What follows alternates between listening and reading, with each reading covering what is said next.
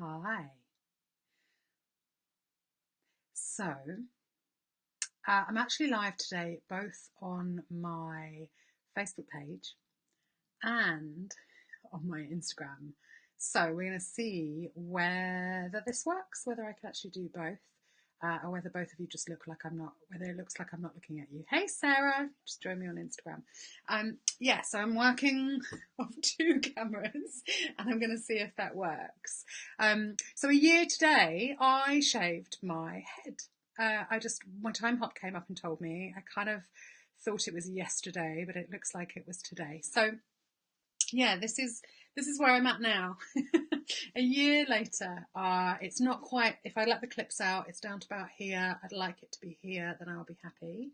Hey, um, and I wanted to come and share a couple of things that I've learned because most of my close friends and my clients will have heard me whinge for a year, basically, about my hair. And so the first thing that I wanted to share, hi, just joined me on Facebook.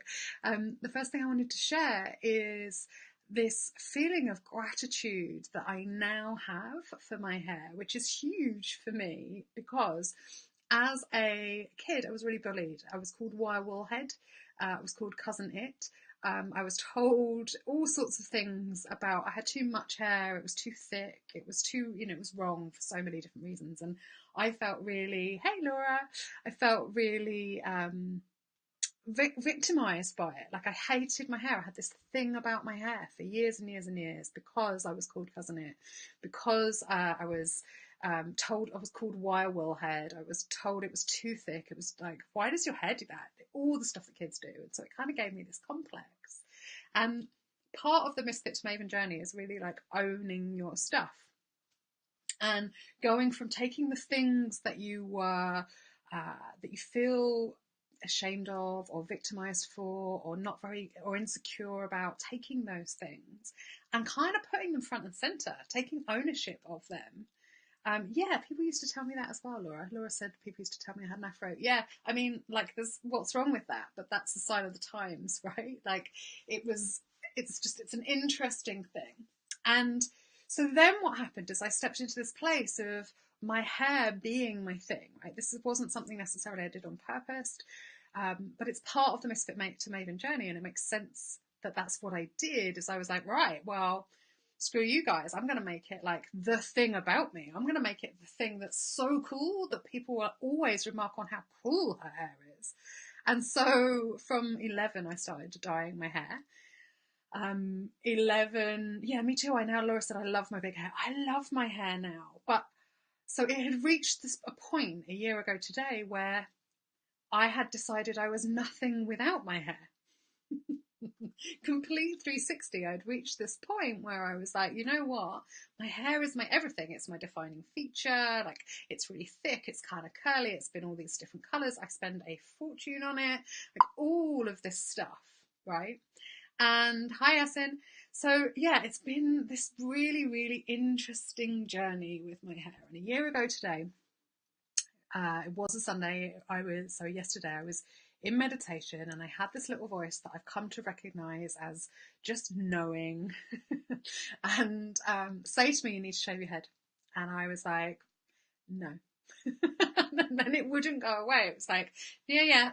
For the next step of your personal development, for your growth, for your business growth, for your people, to call in the love of your life, for all the things that you want, you must shave your head.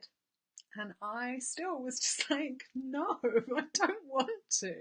And I've written a blog about it. I wrote it a year ago. You can see kind of a little bit more about that if you're interested. But I essentially went to my best friend and was like, if I shave my head, even if I look really ugly, will you just tell me I'm beautiful? She was like, yeah, of course. It's like, okay, great.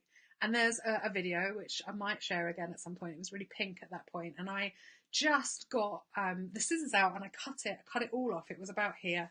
I cut it all off, and then I went and saw my friend and asked her to shave it for me. And actually, I had this hugely spiritual moment, which we only spoke about afterwards, where I felt this huge purple light come up out of my head, and my best friend afterwards, like 3 days later, we were talking about it. We drank a glass of wine, and she said,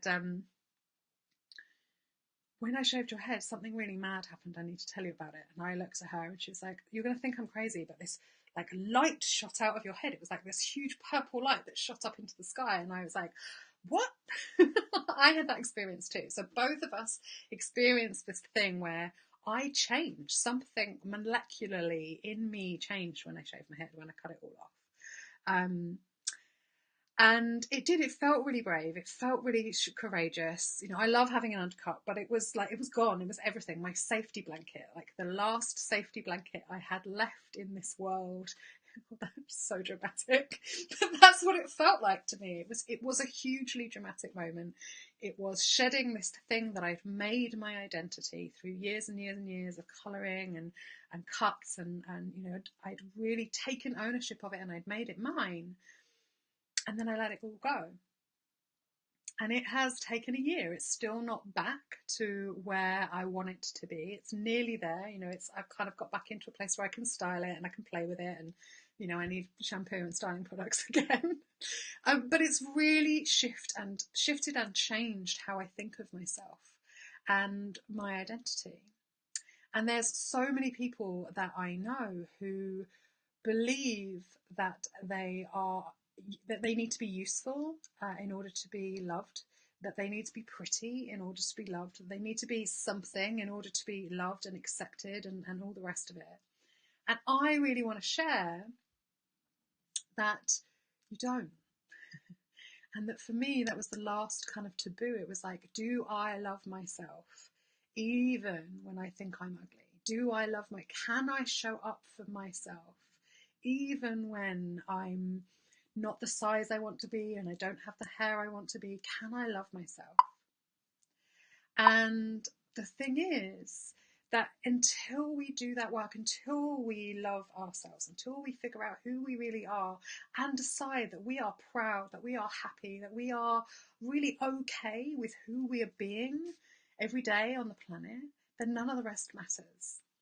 And so, I work with people who are self-employed, who want to show up in the world, be of service, make a living in a way that brings them freedom and happiness, but is also doing good in the planet, doing good in the world. But you can't do that. You can't receive success. You can't receive financial gain or the relationship that you want or the freedom that you want or the belonging that you want or the status that you want or any of those things until you decide that you are worth it. And the very idea, so right now I have 2 cameras looking at me and I've got lots of people like giving me hearts and sharing love and saying thank you and saying hello. And it's awesome. I love it now.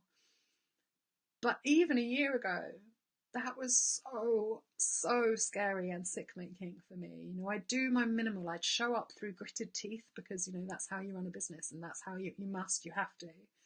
And now I've reached a place where it comes from authenticity and of service, of wanting to show up for you guys and wanting to share the truth and wanting to share what it really means to be someone who does feel insecure and who hasn't got their shit together, but who does a really good job of showing up anyway. I want to show you all of it. I want to show you that it's possible for you, and I want to show you the insides and the workings out of how I'm getting here and being that kind of authentic person. And something has changed for me. It's actually now a joy and a pleasure to show up.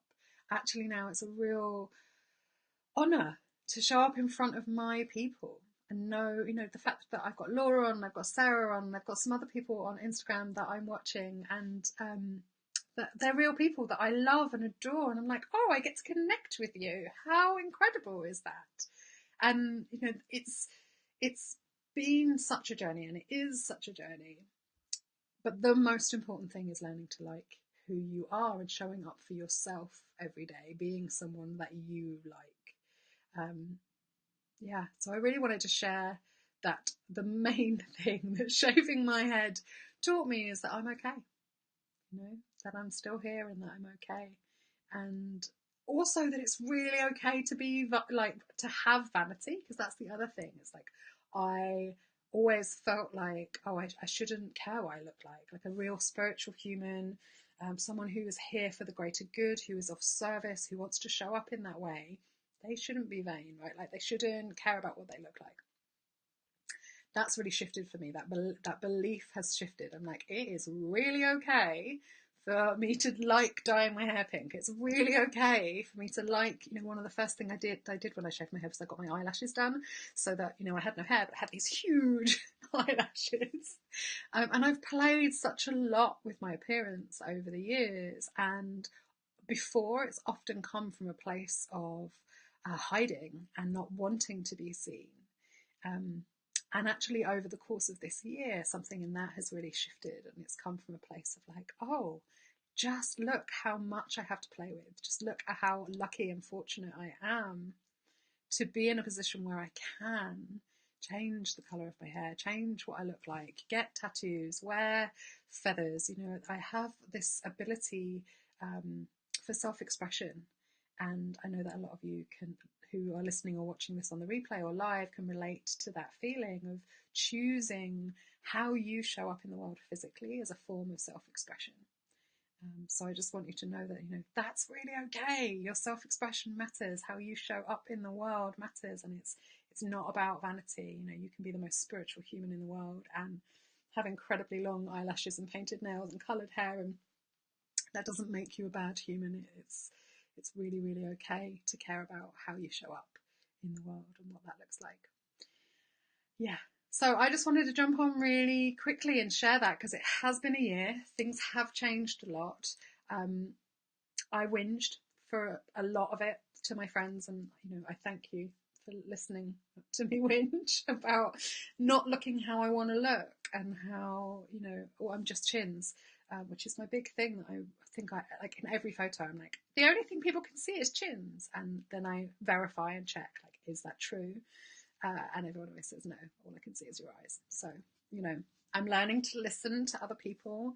And that's been a process. And it's one of the things that I help my clients with. And there's been a lot of work that I have done, deep internal work that I have done, to really be okay with who I am and where I am on this journey.